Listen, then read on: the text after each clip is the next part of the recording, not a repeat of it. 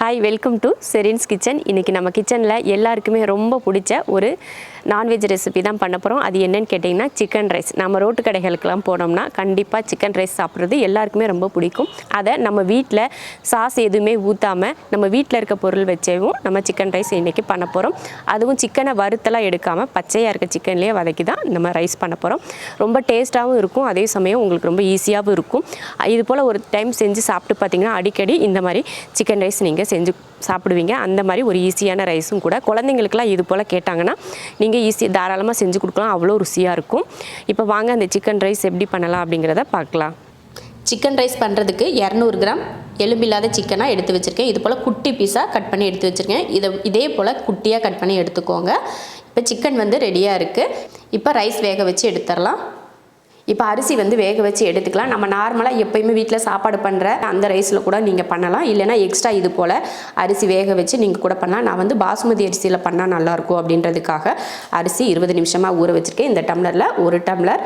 இப்போ இதை வேக வச்சு எடுத்துடலாம். இப்போ ஒரு அகலமான பாத்திரம் வச்சு அதில் தண்ணி ஊற்றிக்கலாம். நல்லா அரிசி வேகிற அளவுக்கு நிறைய தண்ணியை சேர்த்துக்கோங்க. இப்போ ஸ்டவ் ஆன் பண்ணிடலாம். கொதிக்கட்டும், அரிசி போட்டுக்கலாம்.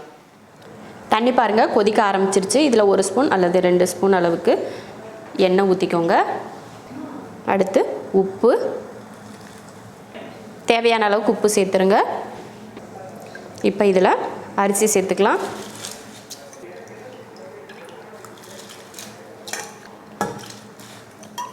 அரிசி போட்டாச்சு, நல்லா கொதிச்சு வேகட்டும். ஒரு 3 நிமிஷத்துக்கு நீங்கள் இதை வேக வச்சுக்கிட்டிங்கன்னா போதும், அதுக்கு மேலே வேண்டாம். ரைஸ் நல்லா வெந்துருச்சு. இப்போ 3 நிமிஷத்துக்கு மேலேயே ஆயிடுச்சு பாருங்கள். நம்ம தொட்டோம்னா உடையணும், அந்த மாதிரி இருக்கிறப்போ நீங்கள் எடுத்துக்கோங்க. இதுக்கு மேலே நீங்கள் வேக வச்சிங்கன்னா அந்த அரிசி நம்ம சாதம் போட்டு கிளறுவோம் பார்த்திங்களா, அப்போ உடஞ்சிரும். அதனால் இந்த இதுலேயே நம்ம எடுத்துக்கலாம். இப்போ எடுத்து இதை வடிகட்டிடலாம். இப்போ அடுப்பை ஆஃப் பண்ணியாச்சு.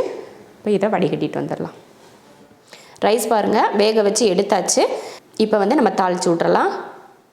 இப்போ எண்ணெய் சேர்த்துக்கலாம். இது போல் ஒரு அகலமான பேன் இல்லைன்னா வடைச்சட்டி எதுனா வச்சுக்கோங்க. எண்ணெய் காஞ்சதுமே ஒரு பெரிய வெங்காயம் சேர்த்துக்கலாம். கொஞ்சம் கருவேப்பிலை, வெங்காயத்தை வதக்கிக்கலாம்.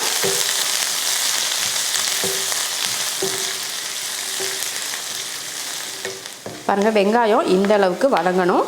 இந்த அளவுக்கு ரொம்ப கலர் மாதிரி வர வேணாம், ப்ரௌன் கலராக. அதுக்கு முன்னாடியே இந்த மாதிரி வதக்கிற மாதிரி வதக்கினதுக்கப்புறமா இதில் தக்காளி சேர்த்துக்கலாம். குட்டி தக்காளியாக 1 தக்காளி, 1/4 ஸ்பூன் அளவுக்கு இஞ்சி பூண்டு பேஸ்ட் சேர்த்துட்டு இதை கலந்துடலாம்.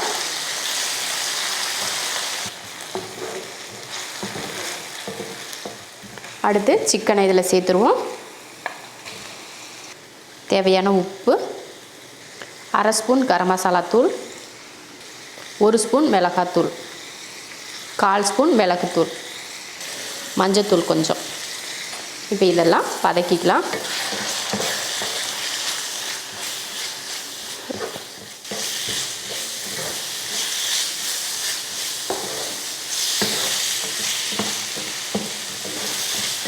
இந்த மாதிரி நல்லா வதக்கியாச்சு, மசாலாலாம் போட்டு நல்லா வதக்கியாச்சு. இப்போ இதில் கொஞ்சம் ஒரு 1/2 டம்ளர் அளவுக்கு தண்ணி சேர்த்துக்கோங்க. இந்த அளவுக்கு போதும். இப்போ இது தண்ணி வற்றி வேகட்டும், அது வரைக்கும் வெயிட் பண்ணலாம்.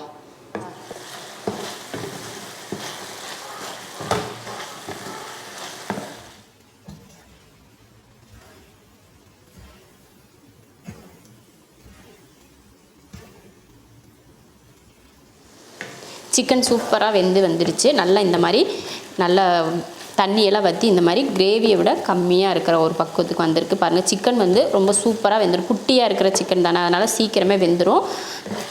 இப்போ இதில் 1 முட்டை சேர்த்துக்கிறேன். கொஞ்சமாக உப்பு சேர்த்துக்கலாம். கொஞ்சம் உப்பு சேர்த்துக்கோங்க. உப்பு பார்த்துட்டு சேர்த்துக்கணும்.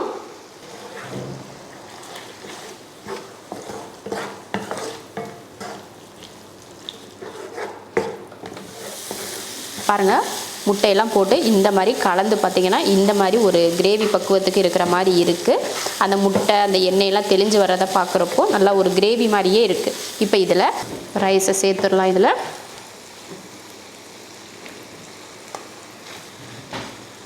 இதுக்கு மேலே கொஞ்சம் மல்லித்தலை, இதுக்கு மேலே கொஞ்சம் மிளகுத்தூள் தூவுறதுனா கூட நீங்கள் தூவிக்கலாம். கொஞ்சம் மிளகுத்தூள். இப்போ இதை கலந்துருவோம். அடுப்பு சிம்மில் வச்சுருக்கேன்.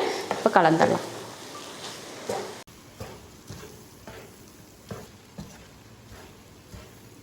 சூப்பராக கலந்து முடிச்சாச்சு பாருங்கள். பார்க்குறதுக்கு அவ்வளோ கலர்ஃபுல்லாக சூப்பராக இருக்குது பாருங்கள். அவ்வளவுதான். இப்போ அடுப்பை நம்ம ஆஃப் பண்ணிக்கலாம். அடுப்பை ஆஃப் பண்ணியாச்சு. இதுக்கு மேலே உங்களுக்கு வேறு எதுவுமே தூவ தேவையில்லை. காரம்லாம் பார்த்திங்கன்னா நம்ம மிளகுத்தூள் போட்டிருக்கோம், மிளகாத்தூள் போட்டிருக்கோம், அதுவே போதும். அருமையான ஒரு டிஃப்ரெண்ட்டான ஒரு சிக்கன் ரைஸ் ரெடி ஆயிருச்சு. நம்ம சாஸ் எதுவுமே இல்லாமல் இந்த மாதிரி கூட நம்ம ரைஸ் பண்ணிக்கலாம். நம்ம வீட்டில் ஒரு ஹோம்மேடாக ஒரு சிக்கன் ரைஸ் பண்ணணும் அப்படின்னு நினச்சிங்கன்னா இந்த மாதிரி ஒரு சிக்கன் ரைஸ் நீங்கள் பண்ணிக்கோங்க. டேஸ்ட்டு பார்த்திங்கன்னா அவ்வளோ அசத்தலான ஒரு டேஸ்ட்டில் இருக்கும். சூப்பராக நீங்களும் இது போல் செஞ்சு பார்த்துட்டு எப்படி இருக்குன்னு சொல்லிவிட்டு கமெண்ட்டில் சொல்லுங்கள். பிடிச்சிருந்தா லைக் பண்ணிவிட்டு ஷேர் பண்ணிவிட்டு நம்ம ஷெரின்ஸ் கிச்சன் சேனலை சப்ஸ்கிரைப் பண்ணி பக்கத்தில் இருக்க பெல் ஐக்கானை கிளிக் பண்ணி வச்சுக்கோங்க.